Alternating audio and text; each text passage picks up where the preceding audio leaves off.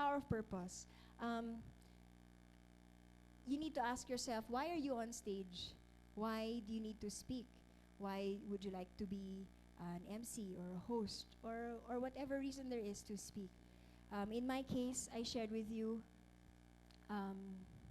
I started with a purpose that God has given me to shine my light. And kahit hindi ko naman alam ang hosting, I just learned it along the way. And I'm grateful for all those people who have assisted me in my journey. Sila Arnold Clavia, simulan natin dun sa kay Tito De La Fuente na nag-discover sa akin sa gym. Kay Barney Aguilar na nag-direct sa akin dun sa casting agency.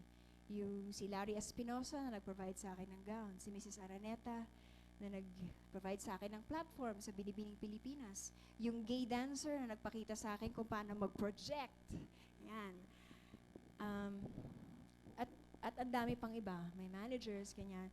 Let us always remember that for you to shine or become a star, it's never, hindi lang isang tao, hindi lang ikaw ang nagiging dahilan kung bakit ka umabot sa stage, bakit ka umabot kung nasan ka ngayon. It's usually because you have a team working with you, supporting you, lifting you up. And you must always remember what they've done for you. Lagi kang babalik sa dahilan kung bakit ka ganyan at sa mga taong tumulong sa'yo on your way up. And in my case, the purpose for me was, when I shared with you that verse, diba?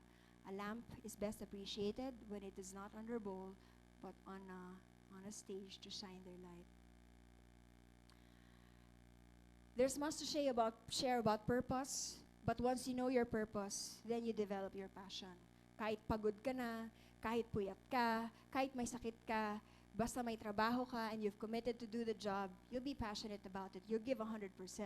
Next, proper practice leads to perfection. Minsan kasi may mga tao nagpa-practice, hindi naman tama yung pina-practice. So you need to practice in order to perfect it. Next, perseverance. Sa simula, maaring hindi ka magaling na host, gaya ko noon. Unang hosting job ko, ang tining-tining ng boses ko.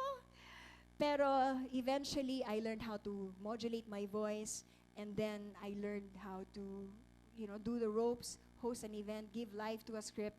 Ngayon, I'm still growing. Next step sa akin, mag-aral ng script writing, di ba? Para alam ko na, kung wala mang script, nakakayanan ko. So perseverance is just, continue to know your purpose, give your whole heart into it, and just persevere, persevere, and persevere. Because with perseverance leads to provision.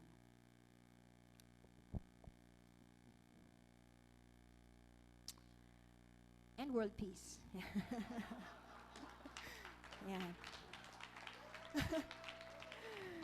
Kaya para maging mabuti kayo host, sumali kayo ng beauty pageant. Make sure na madapa kayo sa stage para mapansin kayo.